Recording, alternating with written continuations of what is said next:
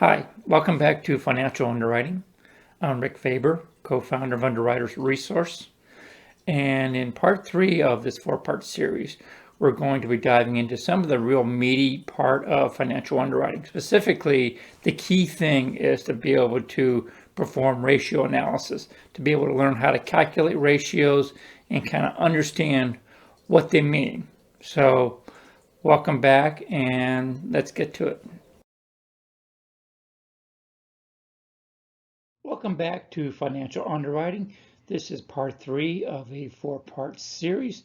In part three, we're going to get more into the nitty-gritty and actually start learning about how to actually work with the financial statements. So welcome back. Profit and loss, also known as an income statement, is one of the main portions of financial statements. And just as the name kind of suggests, it's going to tell you whether or not that account is making money. So it's really a statement, a document that tells you about how their performance is over a certain period of time. It could be an annual report or it could be quarterly or monthly, but it's going to tell you how well they're performing over that period of time. The balance sheet, unlike the income statement, is really a snapshot of the business's health, whereas the income statement was actually over a period of time telling you how they performed. A balance sheet is actually how healthy are they at this specific period in time. And it will tell you things like how liquid they are, how well they manage debt, and things of that nature. The third portion of a financial statement, which isn't always needed, but it's also a nice to have, is the cash flow statement. And as the name suggests, it's really telling you what's happening to cash. You know, where is the money coming from? Where is the money going? Do they have more money coming in than they do going out? It'll also show you the effect of depreciation. Yes, depreciation is an expense, but it's not actually something where the business writes out a check and pays. It's an expense, but it's not really a drain on cash. So we know what each portion of a financial statement is and what their purpose is. But just how do you evaluate them? And you evaluate them by doing what we call ratio analysis. Now, talking about ratio analysis, it's not about the numbers or the currency. You can perform ratio analysis on small businesses, large businesses, foreign companies that are showing financial statements in other currencies. It's not about the numbers or the currency. What it is about is the relationship of various data points. Now, we're going to learn about how to calculate several different ratios, but I want to say that no single ratio tells a complete story about an account. And you really need to evaluate these ratios based upon the operations of the risk. There's three types of ratios that we're going to look at. The first category are liquidity ratios, and as the name suggests, they will tell you and analyze the company's liquidity. Liquidity meaning their ability to pay their bills. The second category would be management ratios, and these ratios are going to give you an indication on how well and how successful management is. And the third category are leverage ratios, sometimes called debt ratios, and those ratios will give you an idea of how well the company manages their debt. First, let's talk about liquidity ratios. And the primary ratio that we're going to talk about as far as liquidity is what's called a current ratio. And the formula for calculating your current ratio is current assets divided by current liabilities. And this ratio, it measures that company's ability to pay their bills and their ability to stay in business over the next 12 months. So obviously, the higher the current ratio, the stronger the insured is, the stronger their liquidity position is. The second liquidity ratio we're going to look at is the quick ratio, also known as the acid test. And the formula for quick ratio is current assets minus inventory divided by current liabilities. Similar to the current ratio, The quick ratio also measures a company's ability to pay their bills and stay in business over the next 12 months. But it's a better measure of liquidity for companies whose inventory or products are not all that liquid. For example, on the right-hand side, commercial real estate, it may take months or years to sell a commercial building, or perhaps a really high-end sports car. You don't sell a lot of them. You sell maybe one a month or a couple a month or something along those lines, versus the examples on the left-hand side, burgers and beer. They almost fly off the shelves.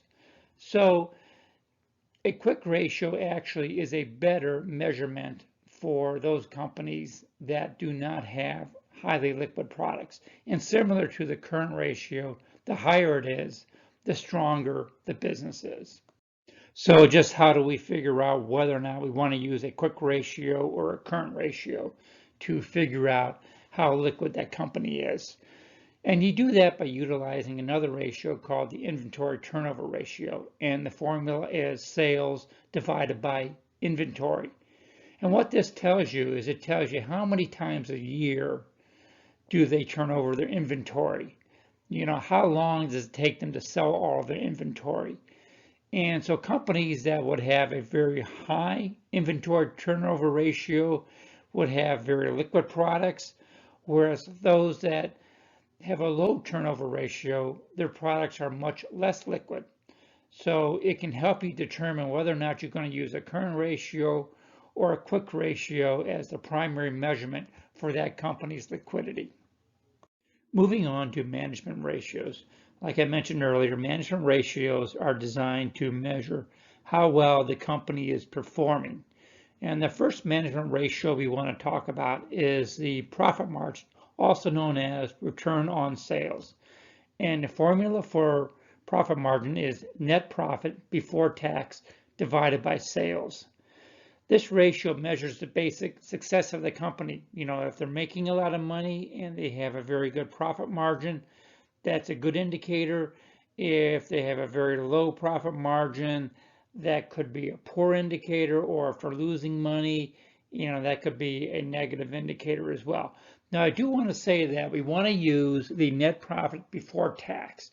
And the reason for that is some companies do not pay taxes. For instance, LLCs, the profit is 100% pass through to the owners. So in this formula, we're using the net profit before tax divided by sales.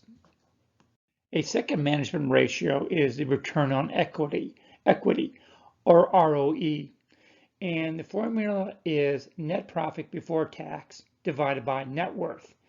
And the statutory definition of a net worth is total assets minus total liabilities.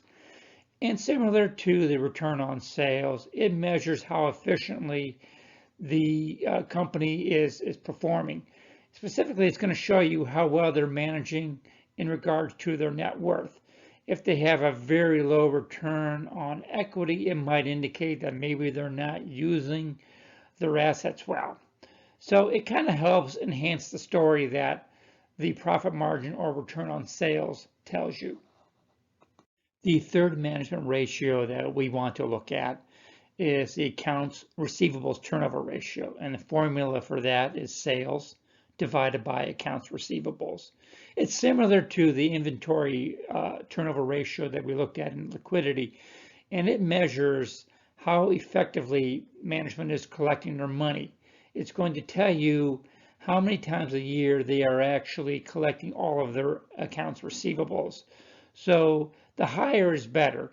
Now, some folks could look at this and say, well, this is really more of a liquidity ratio, and they would be partially right. I consider it a management ratio because what it really, to me, is measuring is how well they are collecting money. And to me, that's a management issue more so than it actually is a liquidity issue. Turning to leverage or debt ratios, as I mentioned earlier, these ratios, they measure how effectively a company manages their debt. Now, before we go into the ratios, I want to state that debt is not always bad. That might seem contrary to what we've always been taught since we were kids. Remembering the statement that my folks told me, neither a lender or borrower be. But debt actually is a tool that businesses can use. They can use it to fund growth, to take advantage of profit opportunities. So, debt's not bad. Debt can be very good or it can be bad. The first ratio, debt ratio or leverage ratio we're going to talk about is the debt to equity ratio. And the formula for debt to equity ratio is total liabilities divided by their net worth. Now this measures how leveraged a company is. The rule of thumb is that if it's over 1.0, then they're leveraged. If it's below 1.0, then they're not leveraged. Now, it's okay for a company to be leveraged, particularly if they're profitable and they're taking on more debt to finance profit, or it could be bad, if they're not profitable and they're highly leveraged, it shows that they're not in that good a shape. So generally speaking, you want to see a lower ratio. The second leverage or debt ratio that we are going to look at is what is called the interest coverage ratio. And the formula for that is net profit divided by interest expense. And this actually measures the company's ability to continue to make interest payments. So obviously, if a company's not making money and they have a lot of interest expense, that's not good. So you're really looking for ratios to be higher.